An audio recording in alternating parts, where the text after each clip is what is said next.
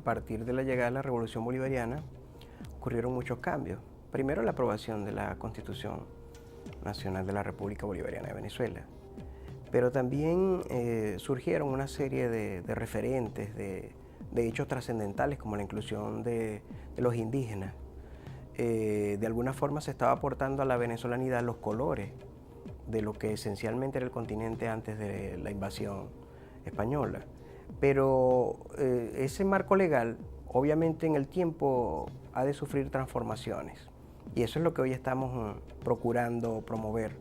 La cultura en el campo de la Revolución Bolivariana, en estos 18 años, ha tenido grandes aportes, grandes avances. Hablemos del pase de un Consejo Nacional de la Cultura a un Ministerio del Poder Popular para la Cultura, que no es solo el cambio nominal, sino el hecho de la gestión. Y la creación de las ferias del libro, por decirte algo, la política editorial, aquel eslogan de cada día un libro, es algo insospechado para ninguna nación del planeta Tierra. Eso ocurrió en Venezuela. Creo que es algo que no se ha sabido promover tampoco a los niveles comunicativos más explicativos para Venezuela y para el mundo. Las colecciones editoriales que se han hecho para el sistema educativo han partido también de esa política editorial cultural, educativa, comunicativa de la Revolución Bolivariana.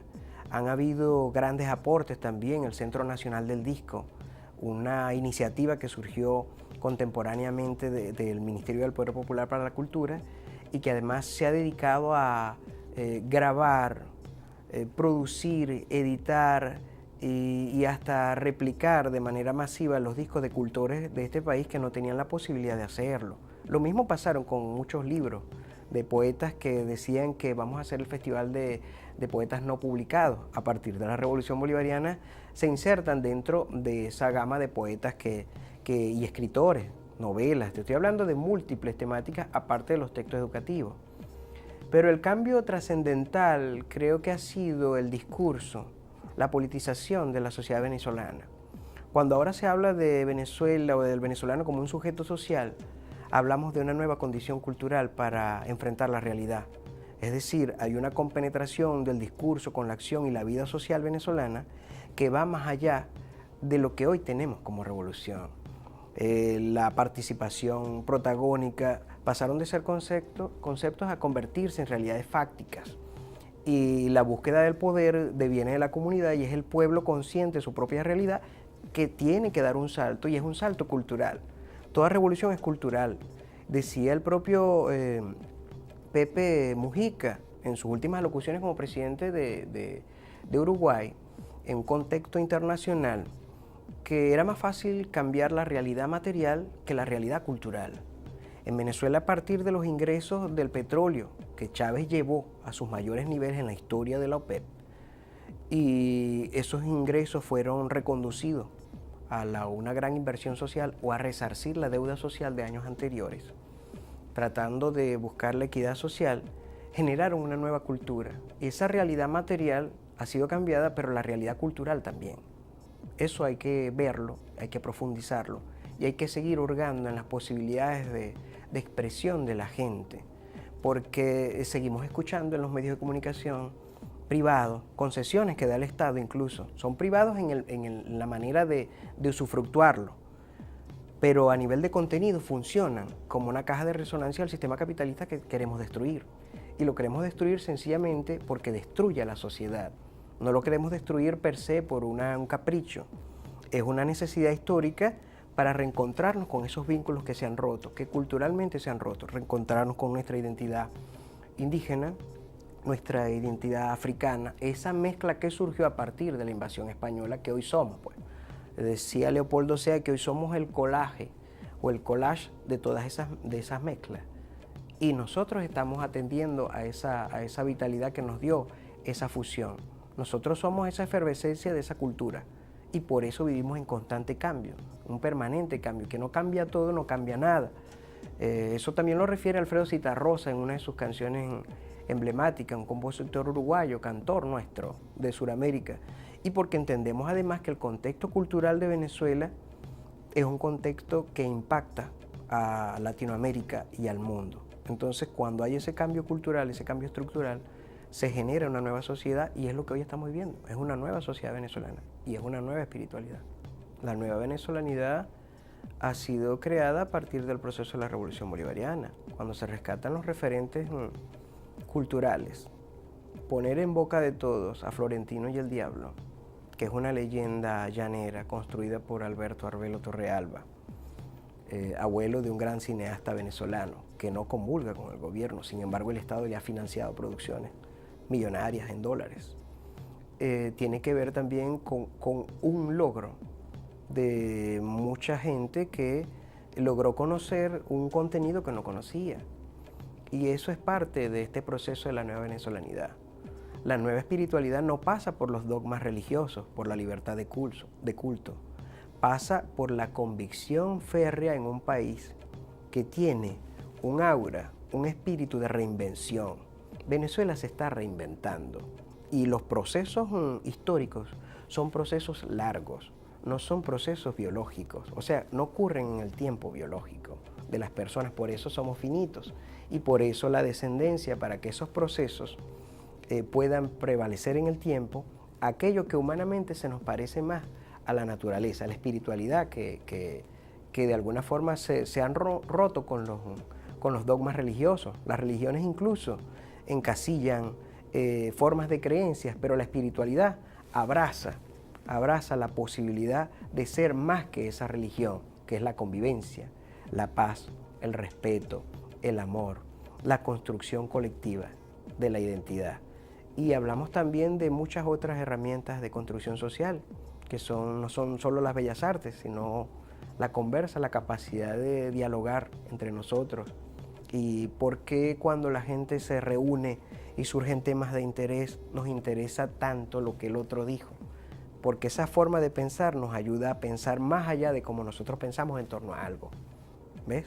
Y creo que en ese andar la Revolución Bolivariana va a profundizar. Ahí lo tiene como un precepto de estas 9 líneas, nuestros 9 temas estratégicos.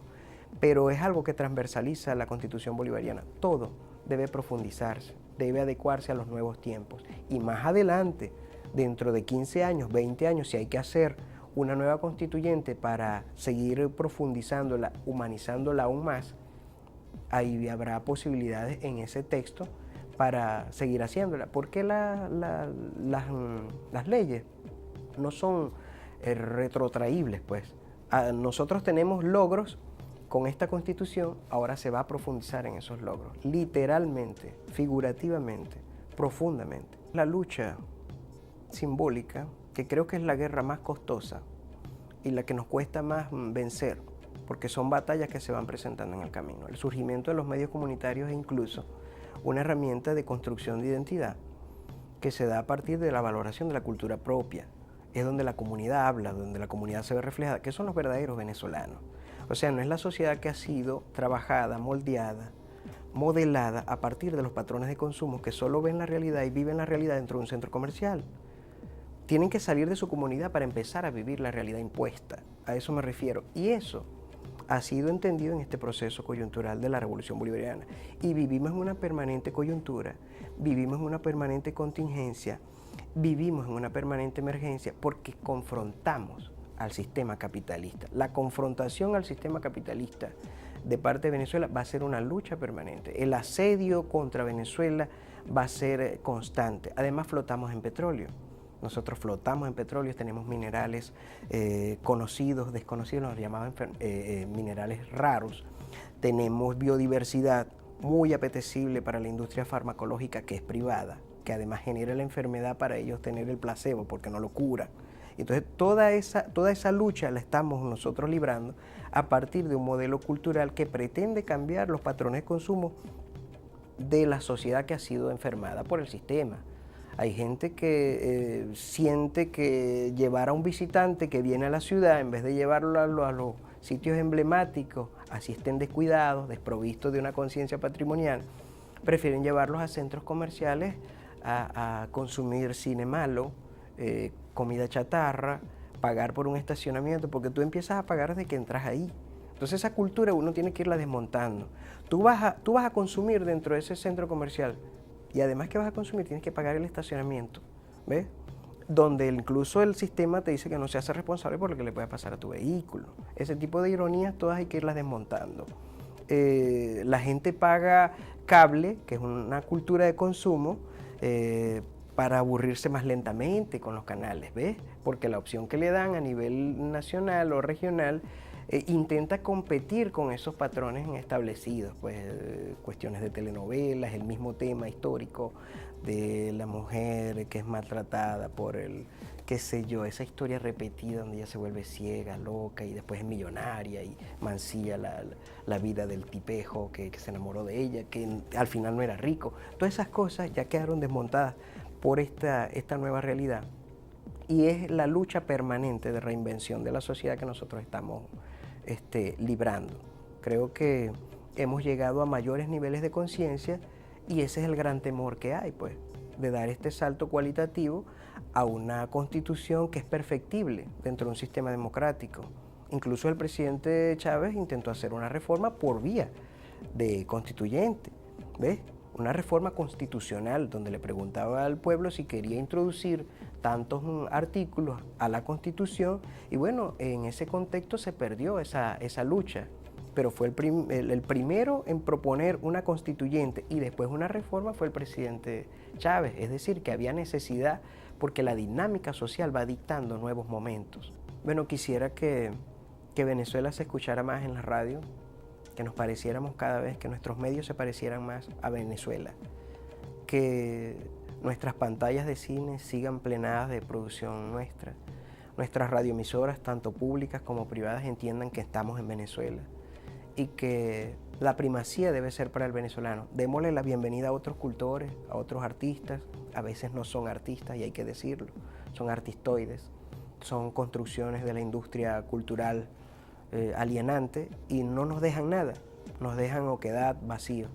Y yo los invito a todos a que escribamos, compongamos, todos aquellos en su área construyan la venezolanidad o sigamos construyendo esta venezolanidad para darle los colores más parecidos a esos que están en nuestras banderas, en nuestra bandera con sus 8 estrellas, que están en el sentido que están identificando a nuestro país, porque eso somos en esencia, esos símbolos son para quererlo, son para amarlo, son para respetarlo y de alguna forma engloban lo que somos como pueblo. Cielo luminoso, amarillo, mar que nos bordea, agua que nos atraviesa y sangre derramada por quienes la construyeron y por estas víctimas que en el trayecto han ido surgiendo desde la irracionalidad. Nosotros vamos a hacerla consciente, vamos a hacerla verbalizarla desde la mejor manera espiritual para darle mejores colores a una nueva Venezuela.